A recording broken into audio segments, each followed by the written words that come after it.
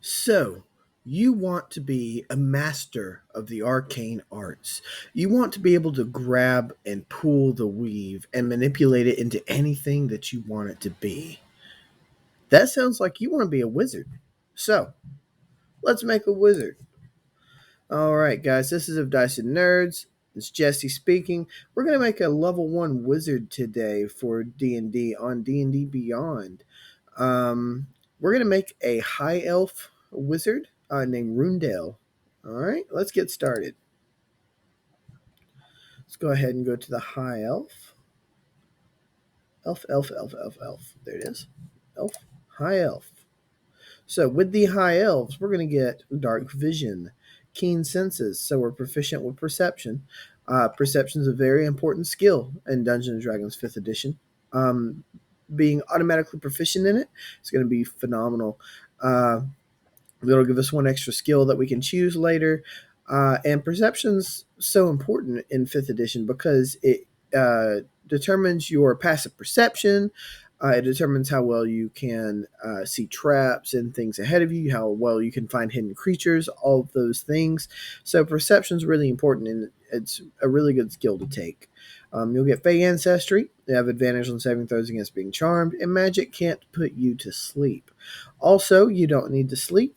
You just have to trance, kind of meditate for 4 hours a day, and that is how you recover after a day of travel. Your intelligence will increase by 1. Being a wizard, you want to focus on your intelligence and most likely your constitution and dex. So increasing your intelligence by 1 is going to be really helpful. You're proficient with long swords, short bows, and long bows, and we get an extra cantrip from the wizard spell list. So this is going to be really helpful. I really like this. All right, let's choose our cantrip. I think that we should take.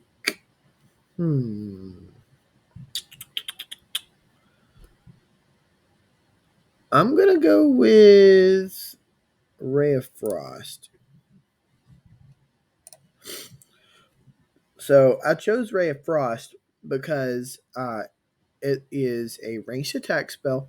It doesn't have extreme range, but it is a ranged attack spell. And if it does hit, it deals cold damage and slows the enemy by 10 feet. So they can't move as far. Let's see. We're going to go with Wizard. All right. Add class. Let's choose our proficiencies. So we want Arcana, and we're going to want, I like to go History whenever I do my wizards. History is always really nice to have thematically a lot of times. So we're going to go with that. We're going to go next. We're going to go with the standard array like normal. I'm going to put our intelligence at a 15. That's going to bump it to 16. Our dexterity gets a +2 for being an elf in general.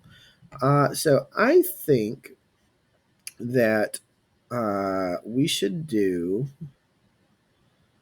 I think we should do our 12, giving us a +2. We'll put our Constitution at 14, giving us a +2. Do our Wisdom at 13, our Charisma at 10, and our Strength we're going to drop off at 8. Wizards don't really use Strength all that often, if at all. So Strength will be our dump stat for this build. You'll see here our Dexterity is a +2, our Con's +2, our Intelligence is +3, Wisdom's +1, and Charisma is +0. With our Dexterity being +2, our walking AC will be at 12, and when we take Mage Armor later, that'll make our walking AC a 15. So that's not too bad. All right, so we get an extra language. We already know Elven, and we know Common. I'm going to go ahead and pick Dwarven. I really like taking Dwarven and Elven whenever I am choosing my languages because that kind of covers a lot of ground and not a lot of other languages are going to cover as much ground as those do. So I definitely like to choose those three. Let's see, our background. We're going to be a sage. We've spent years learning the lore of the multiverse. We have scoured manuscripts, studied scrolls, listened to the greatest experts on studies and subjects that interest us. That has made us masters in our fields of study. So we get more skills. Wonderful. So let's do investigation. And then let's do, I'm going to say, I really like the persuasion aspect of things. So let's go with persuasion. Persuasion really helps outside of combat, and it makes your character better at speaking with people. So it'll really help with your role play. We're going to get two more languages. We're just speaking all the languages. So here I'm going to go with Infernal and Abyssal.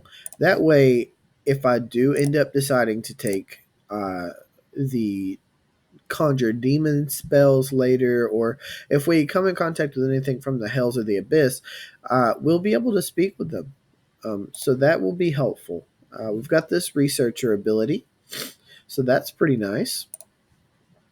Now let's look at our suggested characteristics. These you can choose the die at the side and just roll it and have it pick for you. You can go through and pick the one that you want. You can randomize it, or you can just come up with your own custom personality traits. I mean, that's all entirely up to you. Or you can just choose not to have them at all. I'm just, for this character, I'm going to hit random. We're going to do random once on all of them. Okay, there's our flaw. All right, let's go to next. Oh, one thing I did miss right here. At the bottom, you see notes here. You get organizations, allies, enemies, backstory, and other. So with this backstory here, I do recommend on all characters you make to make a backstory. That way your character will feel more personalized, and your DM can play into your backstory and kind of connect your character more to their world that they're running. So it's really helpful, and it'll always make the game better if you do have a backstory. It doesn't have to be long. I recommend at least having a paragraph, and no more than maybe a page for your backstory. That's generally a good rule of thumb to follow. All right, so we're going to choose our equipment. Most DMs are going to just have you choose equipment. Some DMs will give you gold. The gold you can use to spend and buy whatever you want out of the list of equipment. However, every DM's different, so it depends on the one you play with. You can ask them when you make your character. I'm just going to choose my equipment. So I like the idea of having my wizard carrying a staff around. So we're going to use their quarterstaff. We'll go with a component pouch. We're going to get let's see, Book of War, little bag of sand, small knife. Yeah, we're gonna go with a scholar's pack. Actually, I think that'll be pretty nice. And then we have our spell book. Now, your spell book can look like anything you want it to be. Your spell book is entirely up to you, and it's fun to be creative with it. I really enjoyed it. One of the wizards I played in one of the games I was in, he used an old magical tome that was written in a language that only he could read. And so I developed that outside of the game. And so whenever I would write my spells in, I would write them in these sigils and symbols. So that way only I knew what they said. And it was really fun. But yeah, that's just an example. So we get a bottle of black ink, a quill, we get a small knife, a letter from a dead colleague posing a question we've not been able to answer, a set of common clothes, and 10 gold. So that's wonderful. Um, Here we can look at our inventory. We're going to add that to our starting inventory. So here's our inventory. It shows everything real nice and neat. We can add in other possessions if we'd like. We can add in new items depending on what the DM says you can add and whatnot. And this is where it shows our currency. We have 10 gold pieces. All right, let's look at our character sheet.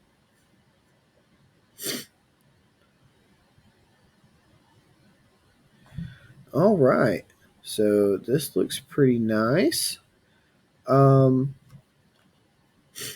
look at our spells. So we're supposed to have 6 first level spells, and we're supposed to have a certain amount of cantrips.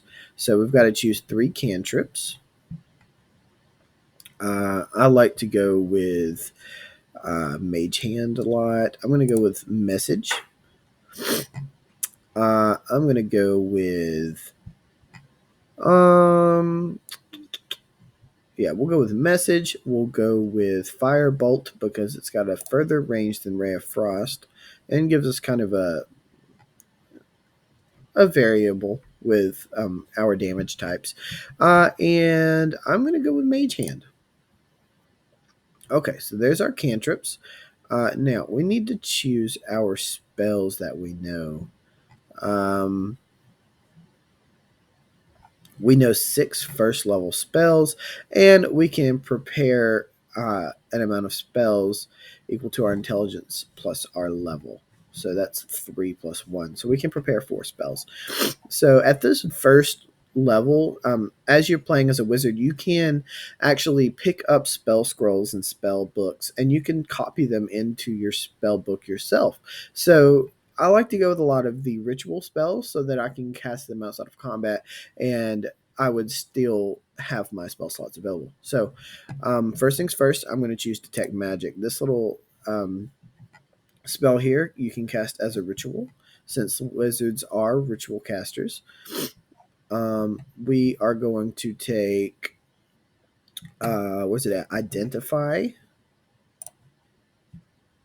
Okay, that's going to let you identify magical items. I'm going to take the Unseen Servant spell. This one's really helpful for role play and thematic purposes. I really enjoy it. We're going to take Shield. We're going to take Magic Missile. Magic Missile, you don't have to roll for your attacks. It just automatically does force damage. And so that's always really helpful. So we got 1, 2, 3, 4, 5. We need one more spell. So with this one, we're going to choose Mage Armor. That way we can keep our AC at a decent level. So, all right, let's go to our prepared spells. We've got all of those. Spell book. Let's prepare our spells. 1, 2, 3, 4, 5, 6. We're going to prepare Shield. We will prepare Mage Armor, Magic Missile, and let's go with Identify. Or actually, let's go Detect Magic. That way, whenever we run into something magical, we can just cast Detect Magic, and then if it does ring us, tell us that it's magical, we cast Identify as a ritual, and it'll tell us what it is. So, that's how you make a level 1 wizard for D&D 5th edition. I know choosing the spells makes it a little bit longer, making your character, but that's not too bad, actually. We have our +2, +2, +3, +1, efficiency +2, speed of 30, initiative +2, 0 saving throws here. Our passive perception's a 13. Our passive investigation is a 15. That's pretty nice. You can see your proficiencies down here, your languages. Over here, you've got all of the abilities you can do in combat and whatnot. You have all your spells that you can look at, your inventory, features, and traits. So yeah, this is how you make a wizard. Uh, this is Jesse. This was a Dyson Nerds. If you enjoyed, let me know down in the comments. If you didn't, let me know down in the comments. Like I said before, I can always get better. Now, I'm going to make a video for all of the different classes, so be looking forward to that. Anyway, leave me a like if you like the video, subscribe if you feel like it, and I'll catch you next time. Until then, have a critical